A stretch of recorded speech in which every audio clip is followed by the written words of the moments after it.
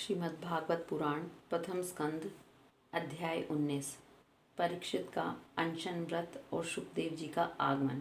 सूत जी कहते हैं, राजधानी में पहुंचने पर राजा परीक्षित को अपने उस निंदनीय कर्म के लिए बड़ा पश्चाताप हुआ। वे अत्यंत उदास हो गए और सोचने लगे, मैंने निरपराध एवं अपना तेज छिपाए हुए ब्राह्मण के साथ पुरुषों के समान बड़ा नीच व्यवहार किया है। यह बड़े खेद की बात है। अवश्य उन महात्मा के अपमान के फलस्वरूप शीघ्र ही से मुझ पर कोई न कोई घोर विपत्ति आवेगी। मैं भी ऐसा ही चाहता हूँ, क्योंकि उससे मेरे पाप का प्रायश्चित हो जाएगा और फिर कभी मैं ऐसा करने का दुस्साहस नहीं करूँगा। ब्राह्मणों की क्रोधाग्नि आज ही मेरी राज्य, मेरे सेना और भरे पूरे खजाने को जलाकर खाक कर दे, जिससे फिर कभी मुझे दुष्ट की ब्राह्मण देवता और गौओं के प्रति ऐसी पाप बुद्धि ना हो। वे इस प्रकार चिंता कर ही रहे थे कि उन्हें मालूम हुआ कि ऋषि कुमार के शाप से तक्षक मुझे डसेगा। उन्हें वह धधकती हुई आग के समान तक्षक का डसना बहुत भला मालूम हुआ। उन्होंने सोचा कि बहुत दिनों से मैं संसार में आसक्त हो रहा था, अब मुझे शीघ्र वैराग्य होने का कारण प्राप्त हो गया है। वे इस लोक और परलोक के भोगों को तो पहले ही तुच्छ और त्याज्य समझते थे, अब उनका त्याग करके भगवान श्री कृष्ण के चरण कमलों की सेवा को ही सर्वोपरि मानकर आमरण अनशन व्रत लेकर वे गंगा तट पर बैठ गए। गंगा जी का जल भगवान श्री कृष्ण के चरण कमलों का वह पराग लेकर प्रवाहित होता है, जो श्रीमती तुलसी की गंध से मिश्रित है। यही कारण है कि वे लोकपालों के सहित ऊपर नीचे के समस्त लोगों को पवित्र करती हैं। कौन ऐसा मरणासन पुरुष होगा जो उसका सेवन ना करेगा। इस प्रकार गंगा जी के तट पर आमरण अनशन का निश्चय करके उन्होंने समस्त आसक्तियों का परित्याग कर दिया और वे मुनियों का व्रत स्वीकार करके अनन्य भाव से श्री कृष्ण के चरण कमलों का ध्यान करने लगे। उस समय त्रिलोकी को पवित्र करने वाले बड़े बड़े महानुभाव ऋषि मुनि अपने शिष्यों के साथ वहां पधारे।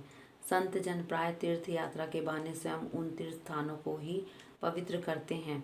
उस समय वहां पर अत्रि, वशिष्ठ, च्यवन, शरद्वान, अरिष्टनेमि, भृगु, अंगिरा, पाराशर, विश्वामित्र, परशुराम, उतथ्य, इंद्र, प्रमद, इथमवाहा, मेधातिथि, देवल, आष्टिवेशन, भारद्वाज, गौतम, पिपलाद, मैत्रेय, औरव, कवश, अगस्त्य, भगवान व्यास, नारद और इनके अतिरिक्त तो और भी कई श्रेष्ठ देवऋषि, ब्रह्मऋषि तथा अरुण आदि राज ऋषियों का शुभागमन हुआ। इस प्रकार विभिन्न गोत्रों के मुख्य मुख्य ऋषियों को इकट्ठा देखकर राजा ने सबका यथायोग्य सत्कार किया और उनके चरणों पर सिर रखकर वंदना की। जब सब लोग आराम से अपने अपने आसनों पर बैठ गए, तब महाराज परीक्षित ने उन्हें फिर से प्रणाम किया और उनके सामने खड़े होकर शुद्ध हृदय से अंजलि बांधकर वे जो कुछ करना चाहते थे उसे सुनाने लगे। राजा परीक्षित ने कहा, ओहो, समस्त राज्यों में हम धन्य हैं, धन्यतम हैं, क्योंकि अपने शील स्वभाव के कारण हम आप महापुरुषों के कृपा पात्र बन गए हैं। राजवंश के लोग प्राय निंदित कर्म करने के कारण ब्राह्मणों के चरण धोवन से दूर पड़ जाते हैं। यह कितने खेद की बात है। मैं भी राजा हूँ, निरंतर देह गेह में आसक्त रहने के कारण मैं भी पाप रूप ही हो गया हूँ। इसी से स्वयं भगवान श्री कृष्ण ब्राह्मण के शाप के रूप में मुझ पर कृपा करने के लिए पधारे हैं। यह शाप वैराग्य उत्पन्न करने वाला है, क्योंकि इस प्रकार के शाप से संसार आसक्त पुरुष भयभीत होकर विरक्त हो जाया करते हैं। ब्राह्मणों, अब मैंने अपने चित्त को भगवान के चरणों में समर्पित कर दिया है। आप लोग और माँ गंगा जी शरणागत जानकर मुझ पर अनुग्रह करें। ब्राह्मण कुमार के शाप से प्रेरित कोई दूसरा कपट से तक्षक का रूप धरकर मुझे डस ले अथवा स्वयं तक्षक आकर डस ले, इसमें मुझे तनिक भी परवाह नहीं है। आप लोग कृपा करके भगवान की रसमयी लीलाओं का गायन करें। मैं आप ब्राह्मणों के चरणों में प्रणाम करके पुनः यही प्रार्थना करता हूँ कि मुझे कर्मवश चाहे जिस योनि में जन्म लेना पड़े, भगवान श्री कृष्ण के चरणों में मेरा अनुराग हो, उनके चरण आश्रित महात्माओं से विशेष प्रीति हो और जगत के समस्त प्राणियों के प्रति मेरी एक सी मैत्री रहे। ऐसा आप आशीर्वाद दीजिए। महाराज परीक्षित परम धीर थे। वे ऐसा दृढ़ निश्चय करके गंगा जी के दक्षिण तट पर पूर्वाग्र कुशों के आसन पर उत्तरमुख होकर बैठ गए। राजकाज का भार तो उन्होंने पहले ही अपने पुत्र जन्मजय को सौंप दिया था। पृथ्वी के एक छत्र सम्राट परीक्षित जब इस प्रकार आमरण अनशन का निश्चय करके बैठ गए, तब आकाश में स्थित देवता लोग बड़े आनंद से उनकी प्रशंसा करते हुए पृथ्वी पर पुष्पों की वर्षा करने लगे। उनके नगारे बार बार बजने लगे। सभी उपस्थित महर्षियों ने परीक्षित के निश्चय की प्रशंसा की और साधु साधु कहकर उनका अनुमोदन किया। ऋषि लोग तो स्वभाव से ही लोगों पर अनुग्रह की वर्षा करते रहते हैं। यही नहीं, उनकी सारी शक्ति लोक पर कृपा करने के लिए ही होती है। उन लोगों ने भगवान श्री कृष्ण के गुणों से प्रभावित परीक्षित के प्रति उनके अनुरूप वचन कहे।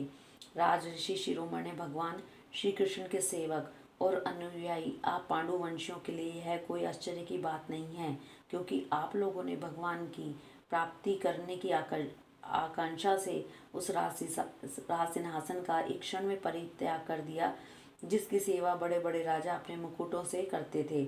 हम सब तब तक यहीं रहेंगे जब तक ये भगवान के परम भक्त परीक्षित अपने नश्वर शरीर को छोड़कर माया दोष एवं शोक से रहित भगवत धाम में नहीं चले जाते। ऋषियों के बड़े मधुर वचन सुनकर समता से युक्त राजा परीक्षित ने उन योग युक्त मुनियों का अभिनंदन किया और भगवान के मनोहर चरित्र सुनने की इच्छा से ऋषियों से प्रार्थना की, महात्माओं, आप सभी सब ओर से यहाँ पधारे हैं। आप सत्यलोक में रहने वाले मूर्तिमान वेदों के समान हैं।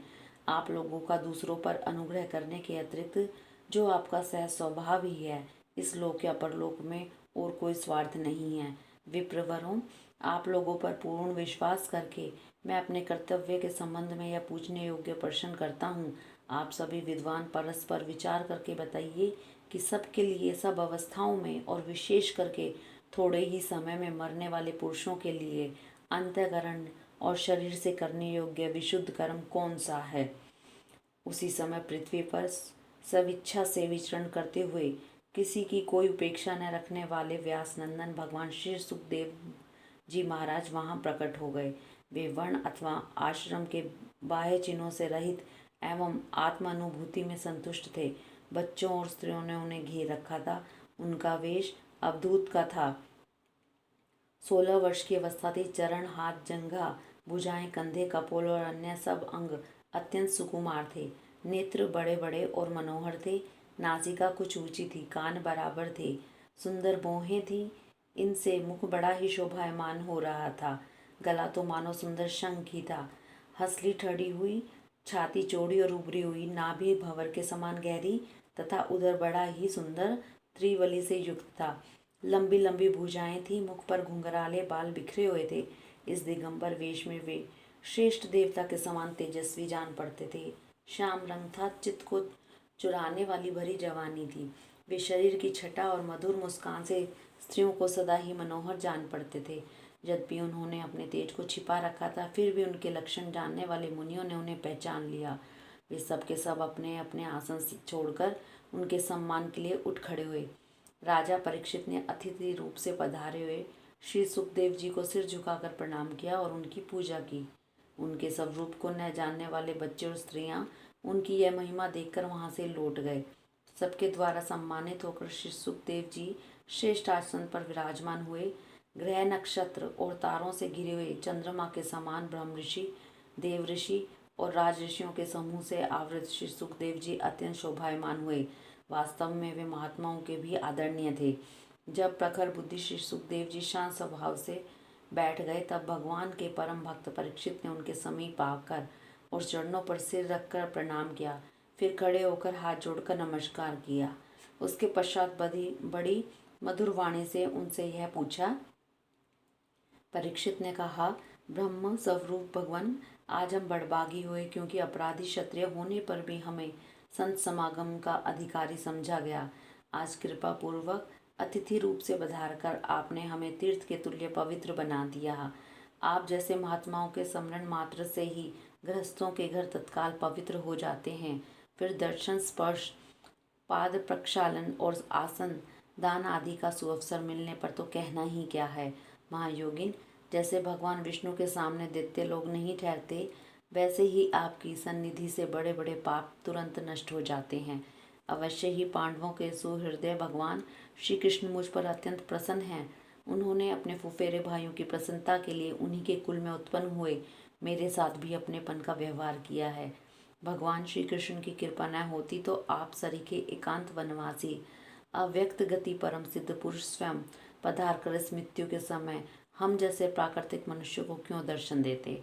आप योगियों के परम गुरु हैं, इसलिए मैं आपसे परम सिद्धि के स्वरूप और साधन के संबंध में प्रश्न कर रहा हूँ। जो पुरुष सर्वथा मरण आसन है उसको क्या करना चाहिए भगवान? साथ ही यह भी बताइए कि मनुष्य मात्र को क्या करना चाहिए। वे किसका श्रवण, किसका जप, किसका स्मरण और किसका भजन करें तथा किसका त्याग करें। भगवत स्वरूप मुनिवर, आपका दर्शन अत्यंत दुर्लभ है, क्योंकि जितनी देर एक गाय दूही जाती है गृहस्थों के घर पर आप उतनी देर भी तो नहीं ठहरते। सूत जी कहते हैं, जब राजा ने बड़ी ही मधुर वाणी में इस प्रकार संभाषण एवं प्रश्न किए तब समस्त धर्मों के मर्मज्ञ व्यास नंदन भगवान श्री सुखदेव जी उनका उत्तर देने लगे। इति प्रथम स्कंद समाप्त। हरिओम तत्सत। हरिओम तत्सत। प्रथम स्कंद में 19 अध्याय हैं। प्रत्येक मनुष्य को इसका